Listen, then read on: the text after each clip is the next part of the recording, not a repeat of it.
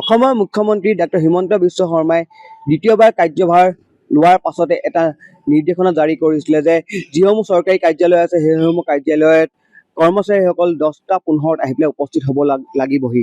আৰু সেয়াই অনুসন্ধান কৰিবলৈ আজি মই আহি পেলাই উপস্থিত হ'লোহি শিৱসাগৰ লোক নিৰ্মাণ গৃহ আৰু ৰাষ্ট্ৰীয় পথ বিভাগত।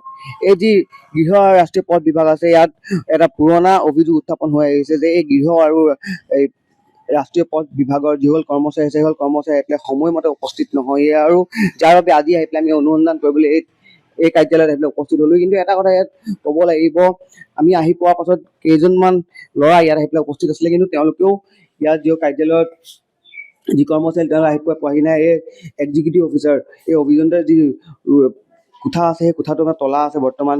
এই যি একাউণ্ট ব্ৰাঞ্চ আছে একাউণ্ট ব্ৰাঞ্চৰ তলা আছে, ইয়াত আমি সোমাবলৈ মনা কৰা হৈছে, যাৰ বাবে আমি সোমাই নাযাওঁ। ইয়াত আমি ভিতৰলৈ যাবলৈ বিচাৰিম, যিহেতু আজি আমি বাতৰি কৰিবলৈ আহিছোঁ, যাৰ বাবে আমি ভিতৰলৈ যাবলগীয়া হৈছে। এই বিনা অনুমতিতে আমি ভিতৰলৈ আহিবলগীয়া হৈছে। আৰু আহি পেলাই আমি এটা দৃশ্য ইয়াত চকুত পৰিছে যে ইয়াত যিসকল কৰ্মচাৰী থাকিব লাগিছিলে এই মুহূৰ্তত সেইসকল কৰ্মচাৰী উপস্থিত নাই। আৰু ইয়াত আমি দেখাব বিচাৰিম যে এই সময়ত 10:20 হৈ গৈছে, কিন্তু 10:20লৈকে ইয়াত আহি পেলাই বহুকেইজন কৰ্মচাৰী ইয়াত উপস্থিত হোৱাহি নাই, যিহেতু যি নীতি নিয়ম আছে সেই উলংঘা কৰিছে বুলি ইয়াত ক'ব পাৰি। আৰু এটা কথা ইয়াত ক'ব লাগিব, যি নীতি নিয়ম কৰ্মচাৰীসকলৰ বাবে বনাই দিয়া হয় সেই নীতি নিয়ম উলংঘা কৰাও একমাত্ৰ হ'ল এই কৰ্মচাৰীসকলে। ইয়াত আপোনাৰ দেখা পাইছে এইখন চকীও খালী, লগতে কাষত থকা এখন চকী খালী। আৰু এতিয়া পুনৰবাৰ মই দেখাব বিচাৰিম যে ঘড়ীটো আপোনাৰ 10:25 হৈছে, প্ৰায় 10:25লৈকে আহি পেলাই বৰ্তমানলৈকে ইয়াত বহু সংখ্যক কৰ্মচাৰী আহি পেলাই উপস্থিত হোৱাই নাই, কিন্তু একাংশ কৰ্মচাৰী আহি পেলাই উপস্থিত হৈছে। আৰু আমি এটা কথা উল্লেখ কৰিব লাগিব যে এয়া প্ৰথমবাৰ নহয় যে এই কাৰ্যালয়ত আহি পেলাই আমি উপস্থিত হৈছোঁ, এই গৃহ বিভাগত আহি পেলাই উপস্থিত হৈছোঁ বা বাতৰি পৰিৱেশন কৰিছোঁ। বাৰম্বাৰ আহি পেলাই যে ইয়াত আমি বাতৰি পৰিৱেশন কৰোঁ সেই সময়তো কেতিয়াও ইয়াত আহি পেলাই আমি কৰ্মচাৰীসকলক লগ পাব নোৱাৰোঁ। আৰু এজন কৰ্মচাৰী ওচৰলৈ আমি যাব চেষ্টা কৰিম, যে এই কৰ্মচাৰীলৈ আমি এষাৰ কথা পাতিব চেষ্টা কৰিম, জানিব চেষ্টা কৰিম। দাদা, এতিয়ালৈকে যিসকল কৰ্মচাৰী আহিব লাগিছে সেইসকল কৰ্মচাৰী আহি পোৱাহি নাই।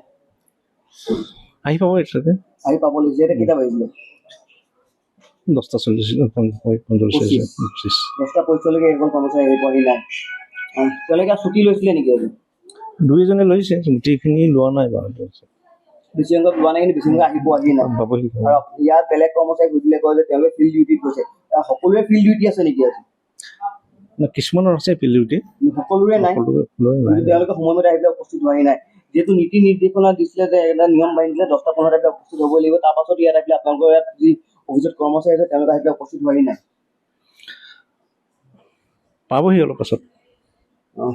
হয়, এটা কথা ক'ব লাগিব যে আভুৱা ভৰা মন্তব্য, পাবহি বা পোৱাহি নাই তেনেকুৱা আভুৱা ভৰা মন্তব্য সোধাৰ লগে লগে এটা কথা কয় যে ফিল্ড ডিউটিত গৈছে বা ফিল্ড ডিউটিত তেওঁলোকে ফিল্ড ডিউটিত আছে। আৰু এটা কথা দেখা পাইছে যে এইটো টেকনিকেল ব্ৰাঞ্চ বুলি আমি জানিব পাৰিছোঁ, টেকনিকেল ব্ৰাঞ্চৰ মানুহখিনি ফিল্ড ডিউটিত গৈছে বুলি আভুৱা ভৰা এটা কথা কয় এইসকল কৰ্মচাৰী। আৰু এয়া হ'ল আপোনাৰ head assistant executive engineer room. আৰু এই ৰুমটো আপোনাৰ খালী। আৰু ইয়াৰ এই বিষয়ে প্ৰশ্ন কৰাৰ লগে লগে তেওঁলোকে এটা উত্তৰ দিয়া পৰিলক্ষিত হয় যে বাৰম্বাৰ তেওঁলোকে ফিল্ড ডিউটিত আছে, যাৰ বাবে তেওঁলোকে আহি পেলাই এই জেগাত আহি পেলাই উপস্থিত হ'ব পৰাই নাই।